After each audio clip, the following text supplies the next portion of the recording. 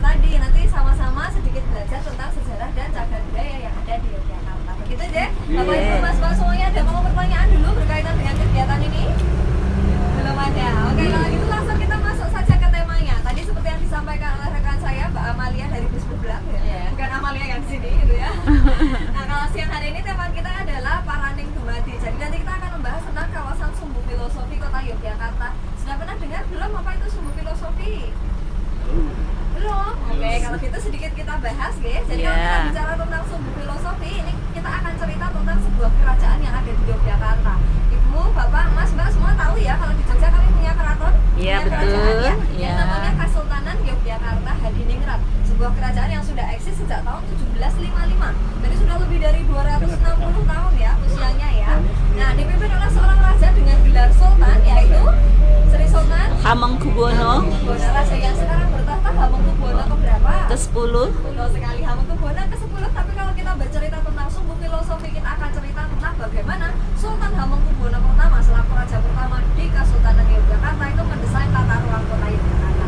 Nah, seperti nardenak sederhananya keraton Yogyakarta ya, Bapak Ibu Mas Mbak, pertama-tama beliau bangun keraton diletakkan di tengah-tengah, kemudian di utaranya bangun sebuah monumen yang kemudian menjadi landmark paling ikonik dari kota Jogja, yaitu Monumen Tugu Jogja. Dan di sebelah sana juga beliau membangun sebuah bangunan yang namanya Panggung Krapyak. Dari tiga bangunan inilah jika kita hubungkan, kita akan mendapatkan sebuah garis lurus yang kemudian disebut dengan nama Sumbu Filosofi. Kenapa kok Sumbu Filosofi? Karena sepanjang area ini ternyata semuanya memang mengandung makna filosofis yang disematkan dalam bangunan, nama jalan, nama kampung, bahkan juga vegetasi atau tanaman, semuanya mengandung arti yang bercerita tentang konsep Islam Jawa, yaitu tentang konsep Sangkan Paraning Dumadi. Kalau ada yang bantu saya translate apa itu Sangkan Paraning Dumadi, Mas Saiful mungkin nggak bisa bahasa Jawa gitu ya.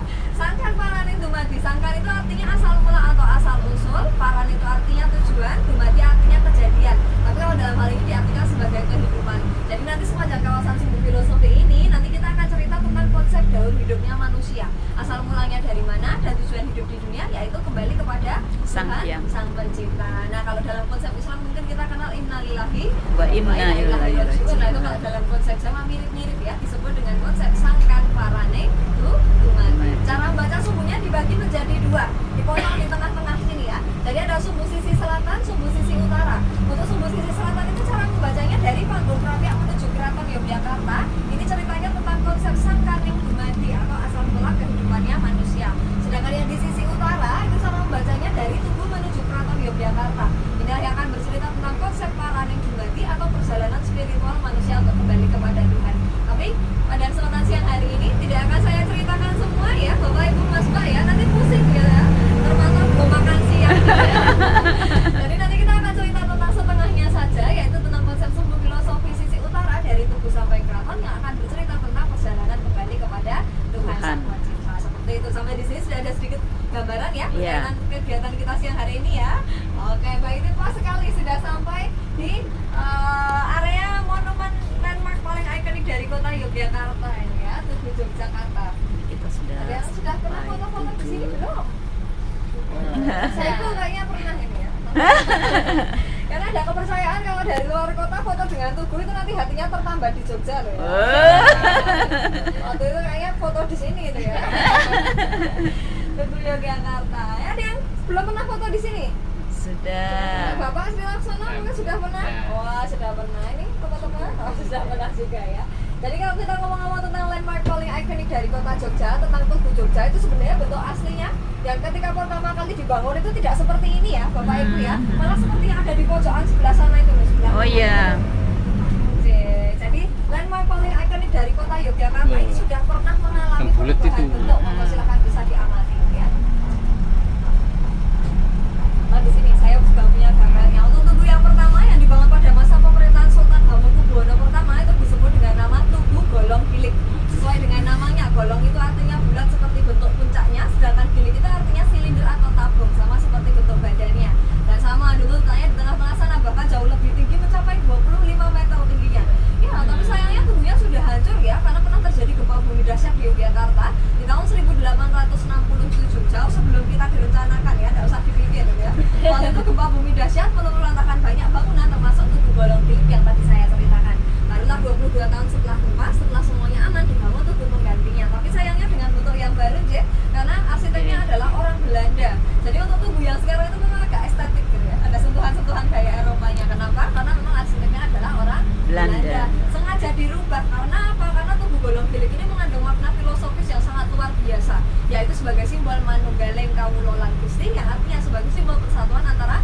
manusia dan Tuhan. Tuhan Sang Pencipta, atau dalam Iya. kehidupan yang lebih kecil ini sebagai simbol persatuan antara rakyat dengan sang raja. Nanti kalau rakyat dan raja bersatu melawan pemerintah Belanda, Belanda ya repot ya teman-teman. Jadi ada upaya dari pemerintah Belanda untuk memudarkan makna filosofisnya dengan mengganti bentuk tubuhnya. Jadilah tubuh Yogyakarta bentuknya seperti yang hari ini kita lihat. Ada yang tahu namanya tubuh apa? Tugu Jogja? Waduh, gitu Bukan. ya. Tugu Jogja karena di Jogja, gitu ya. Oh, tapi sebenarnya punya nama sendiri. Betul sekali, namanya Tugu Pal Putih atau dalam bahasa Belanda disebut de Witpal. Gitu. Tugu apa? Tugu Pal Putih. Pal ya. Tugu Tugu Pal Putih. Nah dari Tugu Pinter nih masnya, ayo dapat hadiah. Hadiah boleh kita kasih hadiah ya. Hadiah ya. Nah, masnya dapat hadiah. Hadiahnya best ya apa-apa ya mas, dalam bentuk Iya. stiker. Ode, dapat bis.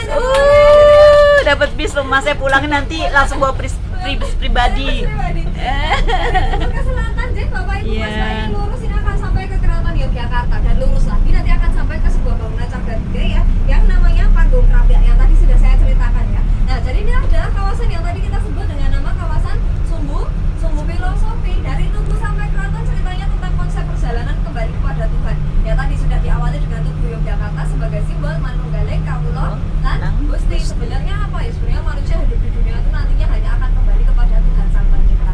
Saya rasa tidak hanya dalam konsep Islam ya, dalam konsep Iya, semua betul. agama sama. Nanti kita itu hanya hidup di dunia itu sebentar saja, nanti kita akan kembali kepada Tuhan Sang Tuhan. Pencipta. Nah, kalau dalam konsep Sumbu Filosofi ini digambarkan cara kembalinya bertemu dengan Tuhan bagaimana? Lah ini digambarkan dengan jalan lurus dari Tugu sampai Keraton Yogyakarta yang terbagi menjadi 4 ruas jalan. Nah, dalam konsep Islam kita juga kenal konsep jalan yang lurus toh. Iya. Jalan mustaqim. Nah, kalau ini digambarkan dengan 4 ruas jalan dengan 4 nama berbeda tapi semuanya memiliki makna filosofi sendiri-sendiri gitu. Jalan yang pertama itu sebenarnya tadi sudah kita lewati, Jek, Bapak Ibu, Mas Mbak. Dari Tugu sampai area stasiun Tugu itu adalah ruas jalan pertama yang namanya jalan, ada yang tahu namanya apa? Mangkubumi. Apa? Apa ada pendapat lain mungkin? Mangkubumi itu betul Kak, tapi nanti setelah ini Google Map-nya tolong diupdate gitu ya, karena sudah ganti nama gitu ya. Ya, sudah ganti nama, dikembalikan ke aslinya, namanya menjadi Jalan Margo Utomo gitu ya. Margo itu artinya jalan, Utomo artinya keutamaan. Jalan utama. Jadi artinya ya apa? Artinya kita mau kembali Margo kepada Utomo. Tuhan. Pertama-tama kita harus memilih jalan keutamaan atau jalan penuh kebaikan. Zaman dulu dari Margo Utomo langsung bisa menuju ke Malioboro, tapi lagi-lagi ya orang Belanda memotong Sumbu Filosofi dengan membangun rel kereta api yang tadi sudah kita lewati ya teman-teman ya. Jadi kita nggak bisa langsung dari Margo Utomo langsung ke Malioboro gitu ya. Kalau bisa pun agak repot, kita harus turun bersama-sama dan dorong bis ya. Jadi nggak usah ya. Tadi baru saja kita berputar dulu, lah ini kan kita akan kembali ke jalan yang benar. Ya. Ibaratnya nakal dulu itu ya. Nanti kita kembali ke jalan yang benar. Ayo kita memasuki jalan yang ruas jalan yang kedua dengan nama Jalan Malioboro. Sudah jalan-jalan ke Malioboro belum ini Mas Syaiful yang lagi liburan? Sempet nongkrong-nongkrong. Sempat nongkrong-nongkrong gitu ya. Kalau yang pada kuliah di Jogja sering nongkrong-nongkrong di Malioboro nggak? Tempat bolos. Tapi kalau bagi orang Jogja ini bisa saya bilang salah satu jalan yang dihindari gitu Oh ya. gitu, kenapa? Kalau nggak kepepet banget nggak lewat sini macet soalnya ya. Kalau kita malah wajib hukumnya. Iya. Tuh cari oleh-oleh. Betul sekali. Ini kita memasuki jalan yang kedua yaitu namanya Nah ini tuh Jalan tempat Malioboro. foto favorit tuh yang ada Iya, bacaan betul. Jalan Malioboro. Betul, ya, yang ada tulisannya Papan Malioboro. Oh, gitu ya. iya. Biasanya antriannya banyak gitu ya. Iya benar. Nah, seperti yang kita tahu, Malioboro ini dikenal sebagai area pusat pariwisata dan pusat perekonomian Yogyakarta. Nah, ini sudah sejak zaman Belanda, jadi jangan heran kalau di kawasan Malioboro ini, Ibu, Bapak, Mas, Mbak melihat banyak sekali bangunan-bangunan dengan arsitektur gaya Eropa seperti itu. Kalau sebelah kiri ini sudah pernah belum? Teras Kawasan namanya Teras Malioboro. Malioboro. Seperti yang kita tahu ya teman-teman, untuk Jalan Malioboro saat ini sudah versi barunya Jalan Malioboro, didesain sebagai area yang nyaman untuk para pejalan kaki, disediakan trotoar yang luas. Jadi untuk pedagang kaki lima yang dulu jualannya di trotoar dipindahkan ke sebuah kawasan khusus yang namanya Teras Malioboro. Jadi di sepanjang Jalan Malioboro ngomong-ngomong juga sudah ada pameran ya teman-teman ya. Ya pameran seni gitu ya dengan dalam rangka event Jogja Street Sculpture. Jadi di sepanjang Malioboro ini akan dipasang instalasi-instalasi seni patung yang Iya. menarik untuk teman-teman jadikan spot foto ini ya. Yang salah satunya yang terkenal ini nanti bisa ke sebelah kiri jalan ini ya. Ada Spiderman-nya masuk angin terus kerokan ini ya. Iya, Yang betul. keroi Petro ya. Jadi salah satu spot favorit untuk foto-foto gitu ya di Jogja. Monggo nanti kalau malam-malam mau jalan-jalan ke sini sambil foto-foto boleh. Kalau berkaitan dengan Jalan Malioboro, yang sudah tahu namanya apa, artinya apa? Belum. Ada beberapa versi sebenarnya, tapi kalau berkaitan dengan filosofinya, Malioboro ini dipercaya terdiri dari dua kata, yaitu Malio dan Boro. Malio itu mengacu pada kata wali, wali songo, orang yang menyebarkan agama Islam di Jawa. Dan Boro itu dari kata kumboro, mengembara. Jadi kaitannya mengembara kepada Tuhan, tapi setelah memilih jalan keutamaan, selanjutnya kita akan mengembara di dunia ini. Tapi jangan lupa untuk berpegangan pada ajaran Agama. Sebenarnya agamanya masing-masing, tapi karena ini Iya. kerajaan Islam, maka yang diacu adalah ajaran Agama Islam. Supaya apa? Supaya tidak salah langkah karena hidup di dunia godaannya banyak, betul apa betul? Betul. Sampai curhat ya, Bunda ya. Nah, oleh Sri Sultan, godaan-godaan tersebut juga diwujudkan dalam wujud bangunan. Salah satunya yang di sebelah kiri kita ini ya, yang ketutupan kartun ini ya. Di belakang sana ini adalah kantor gubernur daerah istimewa Yogyakarta. Tapi jauh dulu sebelum Indonesia merdeka, area ini disebut dengan nama area Gedung Kepatihan. Kepatihan itu rumahnya seorang patih, semacam perdana menteri, tangan kanannya raja dalam melaksanakan pemerintahan. Jadi ini tadi adalah sebenarnya salah satu wujud godaan hidup di dunia yang berkaitan dengan jabatan, kekuasaan atau berkaitan dengan tahta. Karena kalau menurut orang Jawa, hidup di dunia godaan yang utama berkaitan dengan tiga hal ya, yaitu Tahta, wanita, tahta dan wanita. Nah, betul sekali, itu diwujudkan oleh Sultan dalam wujud bangunan.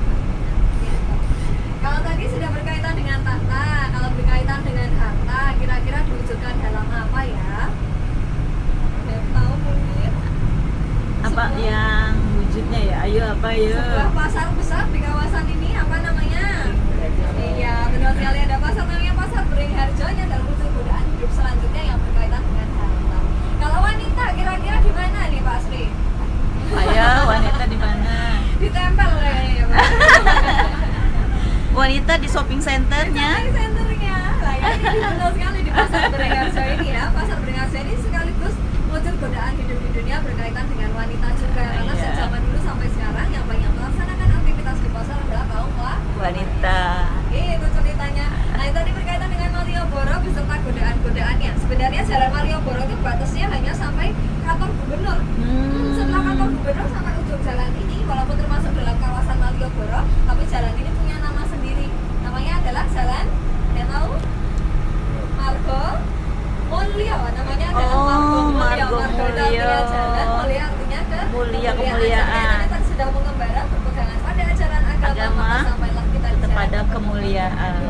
Wah, ternyata semuanya ada makna filosofisnya ya. Betul. Tapi selama ini kita lewat tapi nggak ngeh aja gitu ya. Ternyata ada artinya semua. Masalahnya ini pas pelajaran sejarah seringnya pada bolos, Mbak. Kalau itu pilihan saya juga sebenarnya. Kalau nggak ke kantin nggak UKS kebetulan ya. Malah ini bolosnya ke Malioboro. Bolosnya ke Malioboro. Ini loh maksudnya Mas. Mas Agak dua. jauh ya bolosnya. Nah ini tapi dalam perkembangannya mungkin Bapak Ibu Mas Mbak bisa lihat ya di kawasan sekitar sini kemudian dipenuhi dengan bangunan-bangunan dengan arsitektur gaya Eropa. Karena memang kemudian dalam perkembangannya area ini dipilih oleh orang Belanda sebagai tempat tinggal dan juga area gedung perkantoran. Kembali ke sumbu filosofi, kita akan memasuki ruas jalan keempat. Yuk moga dibaca bersama-sama ya Bapak Ibu Mas Iya. Mbak. Untuk jalan yang keempat ini namanya jalan Pangurakan. Pangurakan. Pangurakan. Ya. Pangurakan itu dari kata urak yang artinya usir. Yang diusir apa? Yang diusir adalah hawa nafsunya urak. manusia yang bersifat negatif. Karena ini kita sudah mendekati gambaran mau bertemu dengan Tuhan. Kalau mau bertemu dengan Tuhan harus bagaimana? Harus bersih, Harus suci. bersih, harus suci, harus bertobat gitu ya. Iya. Dan suatu saat nanti harus meninggal dulu ya Bapak Iya. Ibu. Ya. Jadi ujung jalan ini adalah gambaran manusia sudah selesai hidupnya di dunia, meninggal dunia. Terus kalau dalam konsep Islam kita percaya suatu saat nanti kita akan dibangkitkan dan dikumpulkan di padang pasir yang luas namanya Padang Masyar. Digambarkanlah dengan halaman depan Keraton Yogyakarta yang disebut dengan nama Alun-Alun Utara. Ini sebagai penggambaran Padang Masyar. Betul sekali, digambarkan di Padang Masyar itu manusia seperti orang bingung gitu ya, tergulung ombak, tersapu angin seperti di tengah samudra. Jadi alun-alun utaranya adalah gambaran lautan tanpa pantai gitu. Nah itu mungkin kalau yang sudah lama tinggal di Jogja atau berkali-kali berkunjung ke Jogja agak bingung gitu ya. Dulu perasaan alun-alun isinya rumput gitu ya. Iya. Sekarang bisa gitu. diganti dengan pasir gitu ya. Itu bukan untuk letterbox ya teman-teman ya. Berarti itu dikembalikan ke yang Betul, Oh. dikembalikan ke aslinya. Aslinya adalah area berpasir seperti ini sebagai penggambaran padang masyar gitu. Tidak perlu gladi bersih ya teman-teman ya. Iya. Panas gitu ya atau terpantau sudah mau hujan. Nah ini sebenarnya tadi dijanjikan Mbak Amalia, kita akan terus sebentar ya di kawasan Museum Sono Budaya untuk mengabadikan momen foto bersama di depan gerbang ya sini. Monggo yuk. Oke. Kita jalan-jalan sebentar, turun sebentar ya, foto sebentar. Yang di bawah. Monggo. Karena terpantau sudah mau hujan, jadi monggo nanti yang mau selfie-selfie sebentar juga kami beri waktu sebentar ya. Apa ya?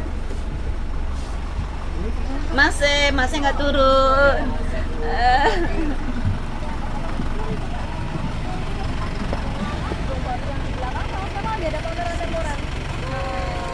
Paket lengkap, monggo nanti kamu diagendakan.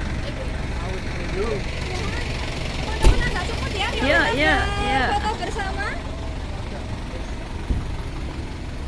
Monggo, silakan bisa berjajar di depan gerbang ini ya, membentuk satu baris. Satu baris, agak geser ke sebelah kanan ya, supaya teman-teman dari bus merah bisa langsung menyesuaikan diri. Monggo. Agak geser lagi ke kanan, Mami. Bapak. Ya. Nggak kelihatan. Teman-teman jadi satu baris ya, jangan tumpuk-tumpuk, boleh geser lagi ke kanan mungkin Bapak. Oh, satu baris Ya. semua baris. Ya, satu baris supaya kelihatan semuanya ya. Nah, teman-teman di sebelah sini, oke, sip. Siap. Sip. Ini yang di teman-teman yang di tengah, kami mohon bantuannya sebentar untuk pegang banner ya. Mohon izinkan